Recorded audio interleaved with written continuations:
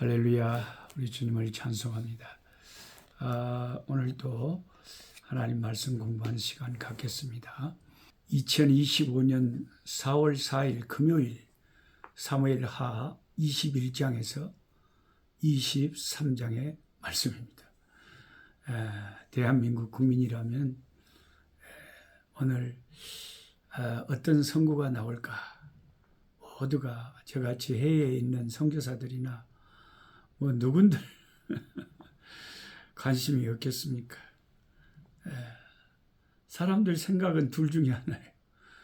그런데 어떤 것이 더 우리나라에 유익이 되는지는 사람마다 다 생각이 다릅니다.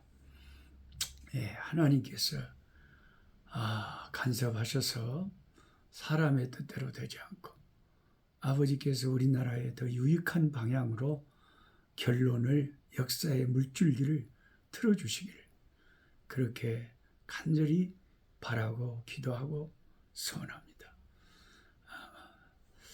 모든 그리스도인들이 다 그런 생각을 하고 있으리라고 믿습니다. 사무엘하 23장 말씀 보면 다윗의 승전가가 길게 나와 있습니다.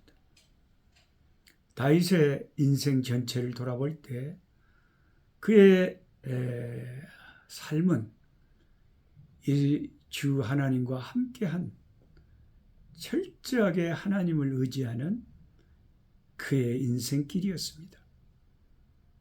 사무엘하 22장 36절에서 37절에 다윗의 승전가의 그 서막을 읽어보겠습니다.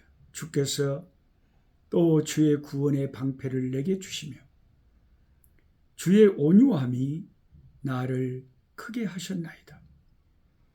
내 걸음을 넓게 하셨고 내 발이 미끄러지지 아니하게 하셨나이다.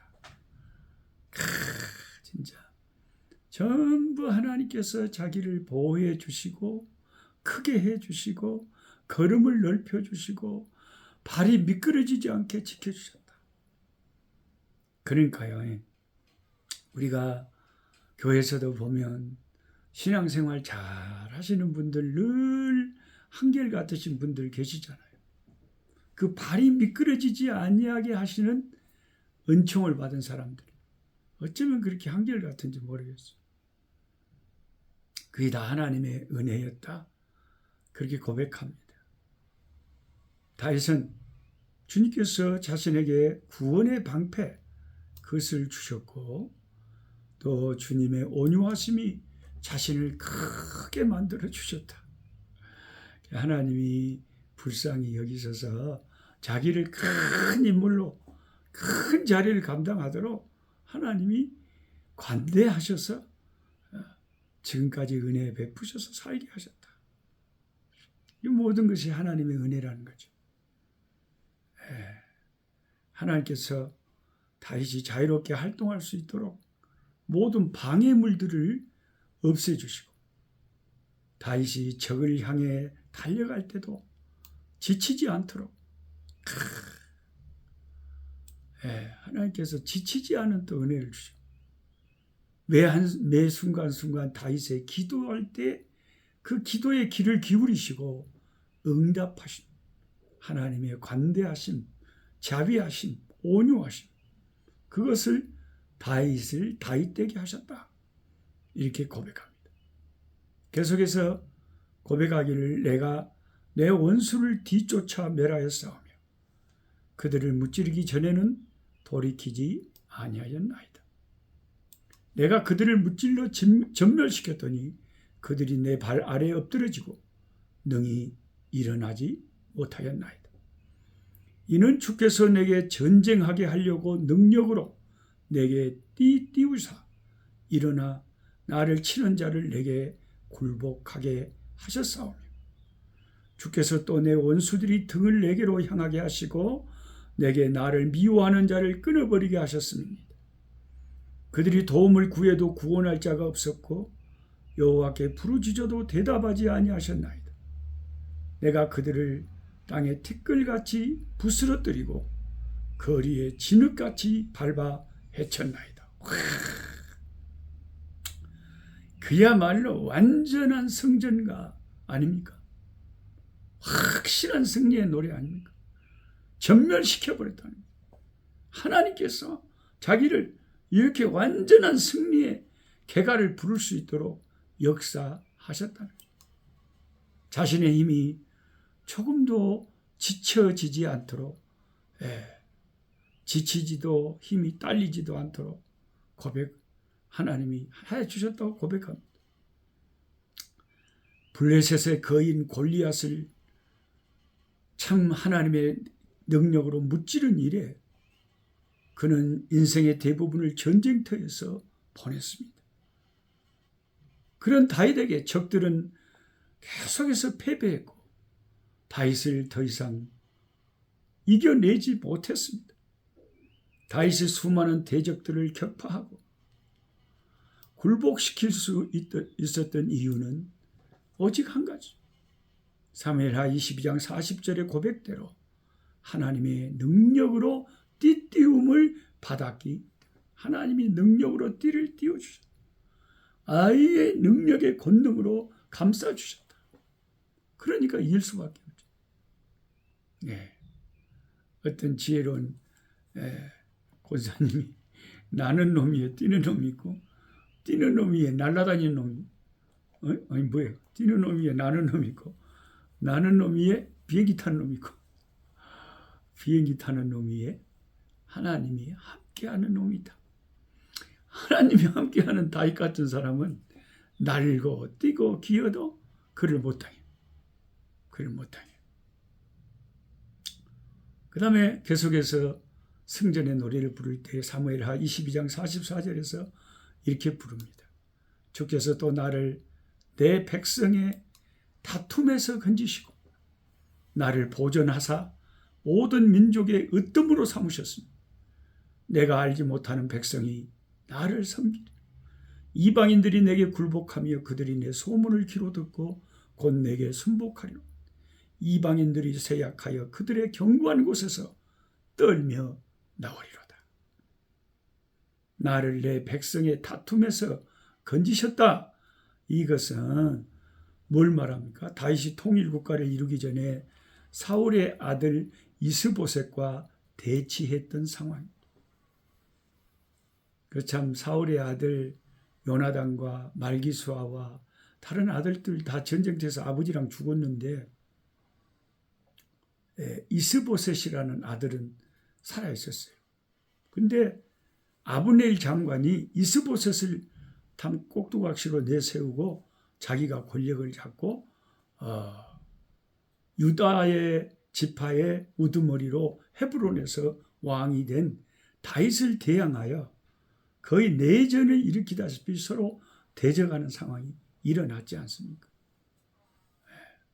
여러분 이스보셋하고 무비보셋하고 뒤에가 보셋이니까 헷갈릴 수가 있는데 이스보셋은 사울의 남은 아들로서 아브넬 장군에 의해서 꼭두각시 그런 지도자 노릇을 했던 불쌍한 사람이고 무비보셋은 사울의 손자 요나단의 아들이죠. 요나단.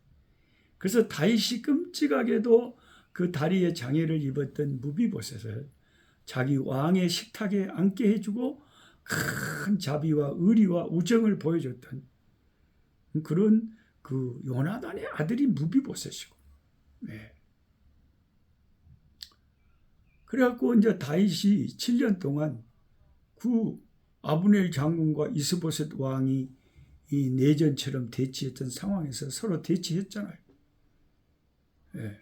그런데 그런 내전의 상황에서 하나님이 그 다툼에서 다윗을 보존했어요. 다윗을 승리하게 했습니다. 통일 왕국의 왕위에 오른 다윗이 이스라엘을 그 후에 이제 괴롭혀왔던 주변 나라들을 싹쓸이 정복을 합니다. 그리고 그 나라들과 종주권 계약을 맺어요. 마치 지금 트럼프가 대통령이 다시 되더니 여러 나라들하고 막 폭탄 관세를 막 자기가 막 때려버리는데 세상에 베트남은 45%를 때려버렸다. 우리 한국은 25% 때려버리고 일본은 24% 때려버리고 자기 마음대로 막 다 때려. 그렇게 때려버리면 좋겠죠. 좋지만 여러분, 인간이 그렇게 너무 이기적으로 그렇게 탐욕을 부리면 안 돼요. 나중에 이제 후유증이 나타날 겁니다. 예. 미국의 물가가 어떻게 되겠어요? 아니, 다른 나라에서 수입하는 물품들이 한두 가지겠어요. 그걸 다 관세를 그렇게 때려보면 당연히 물가가 사정없이 올라가 버려요. 예. 하여튼 다윗이 종주권 계약을 맺어 다 정복을 시킨 다음에 다윗에 의해 정복된 나라들이 다윗 왕에게 전부 이제 관세를 때려버린 것이 아니라 조공을 받죠. 조공. 어마어마하게 부강한 나라가 되어버립니다. 그러니까 다윗의 경우는 트럼프하고 다른 거죠. 참 이게 사람이 빛과 그림자가 있는 게, 트럼프가 예수 믿고 하나님 인정한다고 해서 예수 믿는 우리들도 마음속으로 참 그거 좋아하잖아요. 예, 그러면서 동성애나 또 막 그 남자가 여자 되고 여자가 남자 되고 막 그런 거 싹 정리해버렸잖아요. 그건 너무 우리가 칭찬하고 박수를 치고 서포트하는 일인데, 근데 예수를 믿는다고 하는 사람이 그렇게 욕심이 많고 탐욕스럽고 자기 나라에 있는 그 외국인들 다 쫓아낸다고 뭐 이래가지고 얼마나 많은 사람이 불안에 떨고요. 한국 사람들도 미국 사는 사람 가운데 이게 비자 문제가 확실치 않은 분들 교회 안에도 많이 계시잖아요. 교육자들도 많이 계시잖아요. 같이 예수 안에서 한 형제 자매 됐는데 자기들이 부유한 나라에 와서 좀 살면 어떻다고 그걸 그렇게 다 쫓아내버려야 되겠어요. 그게 그렇게 예수 믿는 사람의 향기 같습니까? 모습 같습니까? 그러니까 우리가 한 가지만 보고 무조건 다 그 좋다 그러면 안 돼요. 동성애나 그런 것은 당연히 우리가 반대하지만 그거 한두 가지를 갖고 모든 것을 그 사람이 막 잘못을 해버려도 무조건 지지한다. 그것은 아니라는 거죠. 그래서 이제 마침내 다윗은 이 성전가의 내용처럼 그 팔레스틴 가나안 일대에 완전히 현재 미국처럼 실권자로 떠올라 버리겠죠. 다윗의 이 성전가가 진짜 허풍이 아니죠. 사무엘하 22장 47절입니다. 여호와의 사심을 두고 나의 반석을 찬송하며 내 구원의 반석이신 하나님을 높일지어다. 이 하나님이 나를 위하여 보복하시고 민족들이 내게 복종하게 하시며 나를 원수들에게서 이끌어내시며 나를 대적하는 자위에 나를 높이시고 나를 강포한 자에게서 건지시는도다. 다윗은 그의 시나 그의 기도나 그의 노래를 들어보면 하나님밖에 없어요. 하나님이 자기를 반석이 되시고 승리자로 만들어주시고 하나님을 자기는 찬송하고 하나님께 영광 돌리고 높이는 것, 하나님을 경배하는 것밖에 없다. 다윗은 하나님이 살아계심의 증거를 자기 간증을 통해서 노래를 합니다. 그 증거가 하나님이 살아계신다는 증거를 사람들은 모르는데 다윗은 어떻게 아느냐? 다윗은 하나님께서 미천한 천한 목동이었던 촌놈, 베들레헴 촌놈 자기를 들어 온 민족의 머리로 삼으시고 그리고 다윗을 모든 대적으로부터 지키시고 보호하신 그 체험을 통해서 하나님이 살아계심을 알게 됐다. 다윗은 하나님께서 자신을 위해 보복하시고 사람들을 복종하게 하시고 사람들을 이끌어내고 높이시고 건지셨다. 자기를 다 자기 되게 하신 이가 하나님이시다 라고 고백을 하는 것이죠. 이 다윗의 이 고백의 동사들, 하나님께서 나를 사람들을 보복하게 하시고 복종하게 하시고 이끌어내시고 높여주시고 건져주셨다. 모두가 승리자로 만들었다는 기가 막힌 고백들입니다. 사무엘하 22장 50절에서 이제 마지막 결론적으로 이러므로 여호와여 내가 모든 민족 중에서 주께 감사하며 주의 이름을 찬송하리이다. 여호와께서 그의 왕에게 큰 구원을 주시며 기름 부음 받은 자에게 인자를 베푸시며 영원토록 다윗과 그 후손에게로다 하였더라. 다윗과 내 자손들에게 한없는 은총을 쏟아부어 주셨다. 은혜가 풍성한 하나님. 믿는 자 한 사람 한 사람. 여러분이나 저한테. 저도 얼마나 많은 은혜를 받았는지 모르겠어요. 하나님이 쏟아부어줘. 작년에 올해 이제 마지막으로 기숙사 신학교 지금 건축하느라고 날마다 하루도 쉬지 않습니다. 근데 사실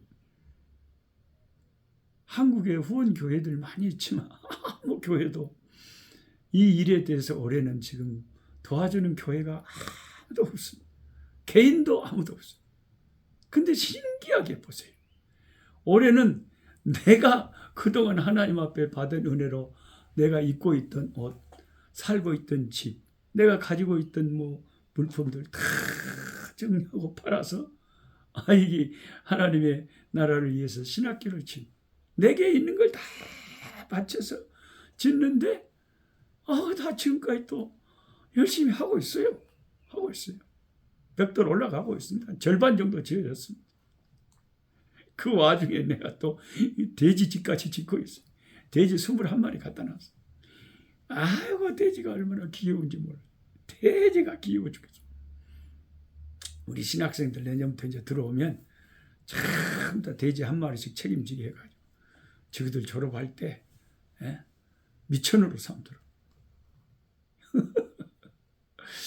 그래서 봐봐요. 아니 어떻게 하나님이 이렇게 아무것도 없는 나를 어마어마한 역사로 없는 데서 있게 하시는 기적을 완전히 오병이어의 기적을 베풀어 주신 하나님의 역사가 놀랍고도 놀랍습니다. 그러니까 이게 하나님은 다윗의 성전가를 통해서 다윗만 그렇게 은혜를 받게 하신 것이 아니라 나와 여러분 모두가 다 예수 믿는 모든 사람들을 가만히 생각해 보면 진짜 다 이런 성전가, 이런 노래, 이런 찬양을 불러야 될 수밖에 없는 많은 이유가 있어요. 노래할 이유가 있습니다. 찬송할 이유가 있습니다. 왜? 다윗의 하나님이 우리의 하나님이기 때문입니다. 하나님 아버지 살아계신 손길로 우리 개인과 우리 가정과 우리 나라와 민족, 우리의 교회와 우리의 사역들의 열매 맺게 하시고 함께 하시고 보호하시고 도와주시고 이끌어주시고 승리케 하시고 열매 맺게 하시니 참 감사합니다. 지금까지 살아온 것 주의 크신 은혜라. 모든 것이 다윗의 고백처럼 하나님의 은혜로 여기까지 이렇게 살아 숨쉬고 있음을 고백합니다. 오직 주님의 이름만이 우리를 통해서 영광받아 주시기를 원합니다. 남은 인생도 항상 하나님께 감사하며 다윗처럼 주님의 주신 은혜를 간증하며 살아가는 우리들의 인생이 되게 하여 주옵소서. 예수님의 이름으로 기도하옵나이다. 아멘. 약한 자 힘주시고 강한 자